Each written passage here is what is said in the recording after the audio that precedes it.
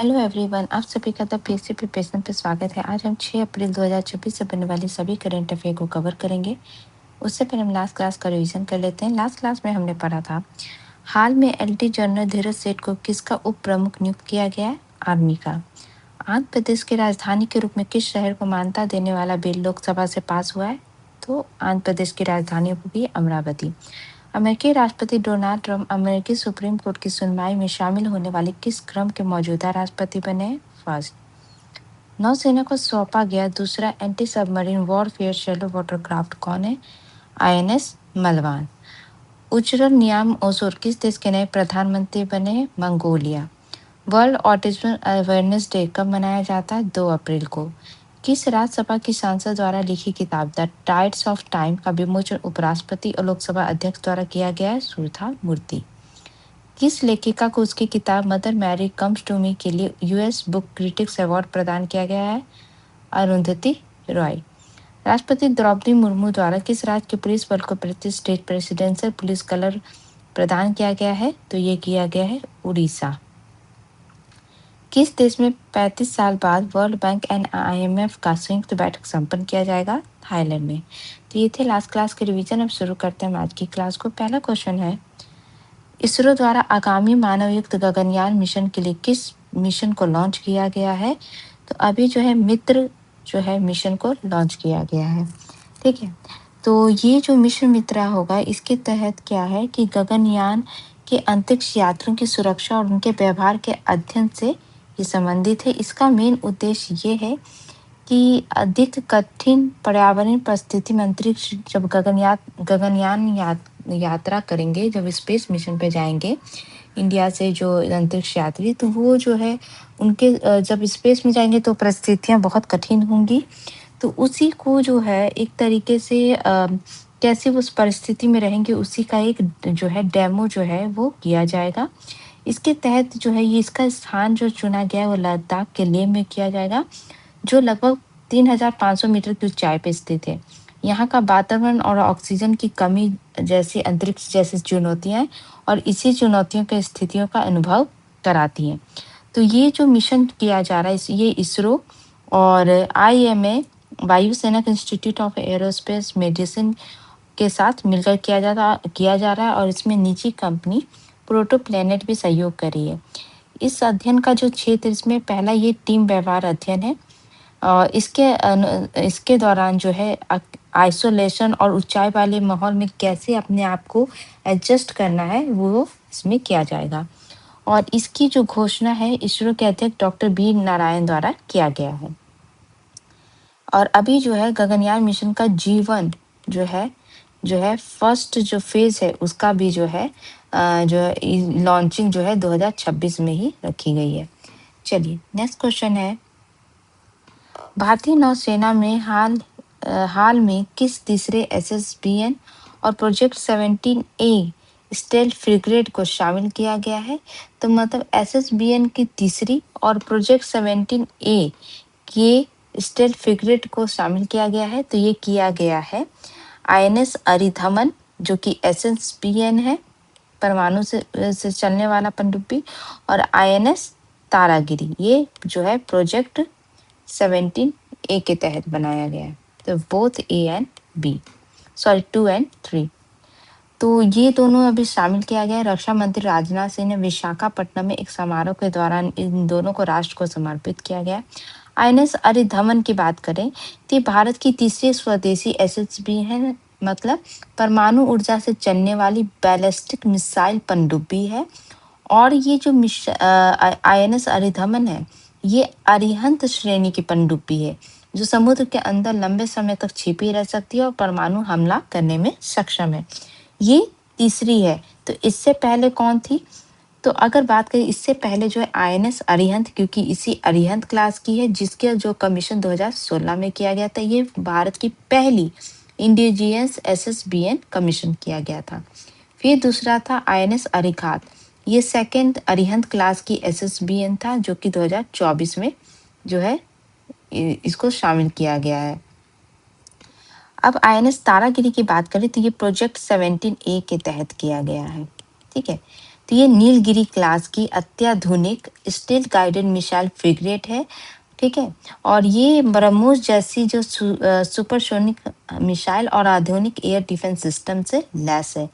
और ये लो observability technique से है बनी हुई, जिसे दुश्मन के रडार से बचने में ये सक्षम है।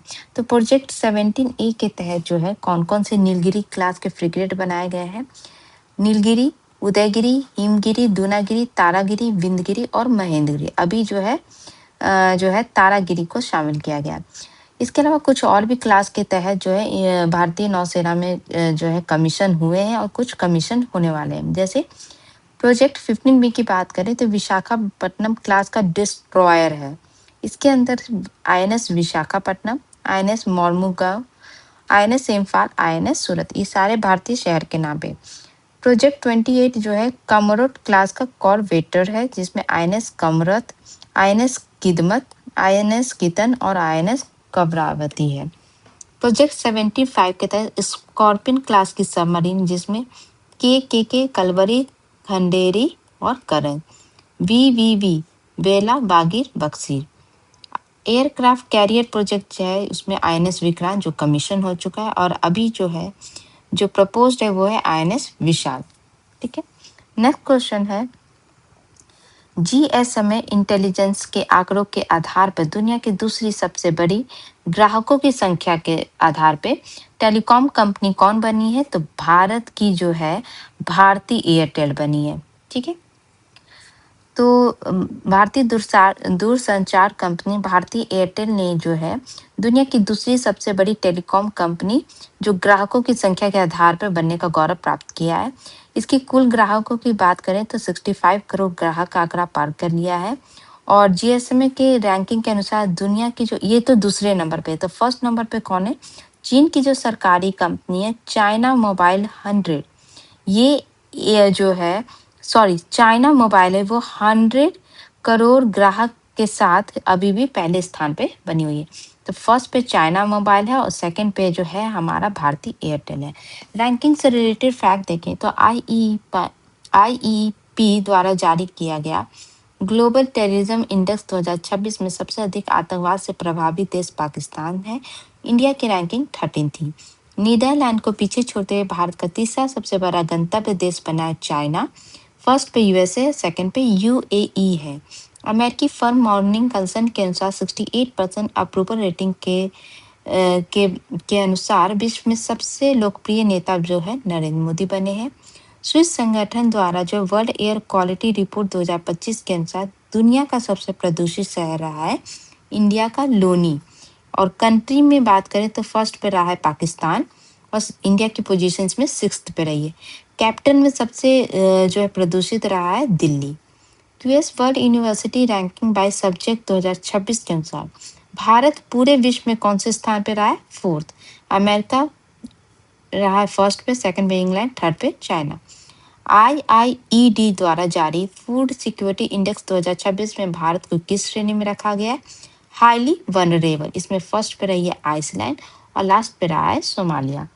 नेक्स्ट क्वेश्चन है, अमेरिका की किस राज्य की विधायिका द्वारा दिवाली को आधिकारिक मान्यता दी गई है? तो ये दिया गया है नेब्रास्का को, ठीक है। तो नेब्रास्का जो है ये अमेरिका की एक राज्य है। इसकी विधायिका ने दिवाली को ये आधिकारिक मान्यता दी है। और इस नेब्रास्का जो है अमेरिका में एक जगह जहां लगभग 9000, ये जो पूरा सिटी है ये जो स्टेट है इसका सिर्फ 1% ही हिंदू वहाँ रहते हैं, ठीक है। फिर भी जो है जो भारत की हिंदू की जो त्योहार है दिवाली, उसको जो है आधिकारिक मान्यता मिली है। 9000 हिंदू रहते हैं। भारतीय प्रवासियों के लिए बहुत बड़ी उपलब्धि है। नॉर्थ अमेरिका से रिलेटेड फैक्ट देखें तो सैंक्शनिंग रशिया एक्ट ऑफ 2025 का संबंध जो है अमेरिका से है।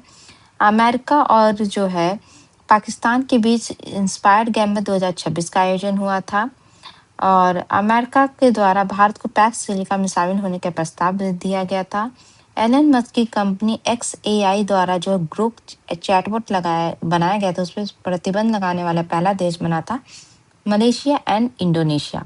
अमेरिका में ग्रीनलैंड एनेक्सेशन स्टेटहुड एक्ट पारित होने होने के आसार थे। तो उस अगर वो पारित हो जाता है और वो एक्ट बन जाता है तो अमेरिका ग्रीनलैंड को अपना लेता है, तो उसके पास टोटल जो राज्य की संख्या हो जाएगी 51। अभी जो है अमेरिका में कितने स्टेट है? 50। गोल्डन डोम प्रोजेक्ट का संबंध अमेरिका से है। अमेरिका के द्वारा बोर्ड ऑफ पीस में शामिल एकमात्र भारतीय मूल के व्यक्ति है अजय बंगा, जो कि वर्ल्ड बैंक के सीईओ है। हाल में अमेरिका के द्वारा डब्ल्यूएचओ से निकलने का फैसला लिया गया था। अमेरिकी राष्ट्रपति डोनाल्ड ट्रंप ने बोर्ड ऑफ पीस की आधिकारिक शुरुआत जो है दावोस से की है, और इसका पहला जो मीटिंग हुआ था वो वाशिंगटन डीसी में हुआ था। ठीक है, चलिए नेक्स्ट क्वेश्चन है, किस प्रख्यात भारतीय चित्रकार की 130 साल पुरानी पेंटिंग यशोदा और कृष्णा, जो कि आधुनिक भारतीय कला की बिकने वाली सबसे मूल्यवान पेंटिंग बनी है? तो ये जो बनाया गया है ये है पेंटिंग यशोदा और कृष्णा की। तो ये बनाया है राजा रवि वर्मा ने बनाया था, जिनकी अभी पेंटिंग जो है 130 साल बाद जो है अभी तक की सबसे ज्यादा कीमती बिकने वाली पेंटिंग रही है। ठीक है, तो ये जो है प्रख्यात भारतीय चित्रकार राजा रवि वर्मा की ऑयल पेंटिंग है यशोदा कृष्ण, जो है मुंबई में जो है सैफोन आर्ट की स्प्रिंग लाइव नीलामी की गई थी, जिसमें 167.20 करोड़ रुपए में बिकी है। और ये आधुनिक भारतीय कला की अब तक सबसे महंगी बिकने वाली कृति बनी है, जिसने एमएफ हुसैन की ग्राम यात्रा का रिकॉर्ड तोड़ दिया, जो पिछले साल 118 करोड़ में बिकी थी। और इसको खरीदा किसने है? इसको खरीदा है सीरम इंस्टीट्यूट ऑफ इंडिया के प्रबंध निदेशक डॉक्टर साइरस एस पूनावाला ने। ठीक है, इसको खरीदा है। राजा रवि वर्मा की बात करें तो ये भारत के एक महान और विख्यात चित्रकार थे, और इनको आधुनिक भारतीय कला का जनक माना जाता है। उन्होंने जितनी पौराणिक कथाएं थी, महाकाव्यों के पात्र को पहली बार मानवीय और सजीव रूप में कैनवास पे उतारा था। और इन्होंने जो है वेस्टर्न कला को और ऑयल पेंटिंग इसको एक साथ मिलाया था। और अभी जो अभी बहुतों के घर में होगा कि जो हिंदू देवी देवताओं होते हैं, जो देवी देवताओं के पेंटिंग देखते हैं ना आप ह्यूमन के फॉर्म में, वो स्टार्ट जो है इन्होंने ही किया था। ठीक है, और इनको 1904 में ब्रिटिश सरकार ने केसर ए हिंद स्वर्ण पदक से सम्मानित किया था। नेक्स्ट क्वेश्चन है, सैफ अंडर 20 मेंस चैंपियनशिप 2026 किसके द्वारा जीती गई है? तो जीती गई है बांग्लादेश के द्वारा। फुटबॉल का ये टीम होता है, और किसको हरा के जीता गया है? इंडिया को हरा के। ठीक है, तो फाइनल में जो है मालदीव की राजधानी में ये आयोजन हो रहा था, मालदीव की राजधानी माले में। तो इस टूर्नामेंट में बांग्लादेश ने फाइनल में भारत को पेनल्टी शूटआउट में हराकर लगातार दूसरी बार ये खिताब अपने नाम किया है। गेम से रिलेटेड फैक्ट देखिए तो दीप में खेलो इंडिया बीच गेम्स 2026 हुआ था। इसमें पदक तालिका में शीर्ष पे थी Karnataka. Women India hockey league जो है जीती गई थी दिल्ली एसजी वाइपर के द्वारा। राष्ट्रीय खो खो चैंपियनशिप जीता गया था रेलवे के द्वारा मेंस कैटेगरी में, और फीमेल में महाराष्ट्र के द्वारा। मुंबई मैराथन 2026 जो है दादा अबाते के द्वारा जीता गया था मेल कैटेगरी में। फीमेल में यशी चोकली। इंडियन मेल की बात करें तो वो जीता गया था कार्तिक करकरे, और इंडियन फीमेल के द्वारा बात करें तो संजीवनी जाधव। ले में खेलो इंडिया विंटर गेम्स 2026 हुआ था, इसमें टॉप पे थी हरियाणा। ऑस्ट्रेलियन ओपन 2026 के महिला सिंगल का खिताब जीता था एलेना रावियंका ने, और पुरुष एकल का खिताब जीता था कार्लोस अल्कराज ने। प्रो रेसलिंग लीग 2026 जो है हरियाणा थंडर के द्वारा जीता गया था। वुमेन प्रीमियर लीग 2026 आरसीबी के द्वारा जीता गया है। आईसीसी अंडर 19 वर्ल्ड कप जो है इंडिया के द्वारा जीता गया था। नेक्स्ट क्वेश्चन है, पहला खेलो इंडिया ट्राइबल गेम 2026 में पदक तालिका में टॉप पर कौन रहा है? तो इसमें टॉप पे रहा है कर्नाटक। ठीक है, तो कर्नाटक जो है ये टॉप पे रहा है। सेकंड पे रही है उड़ीसा। थर्ड पे रहा है झारखंड। इसका आयोजन हुआ था छत्तीसगढ़ में, और छत्तीसगढ़ इसमें पदक तालिका में 9th नंबर पे रहा है, मतलब कुल इसने 19 पदक जीते। ठीक है, कर्नाटक जो है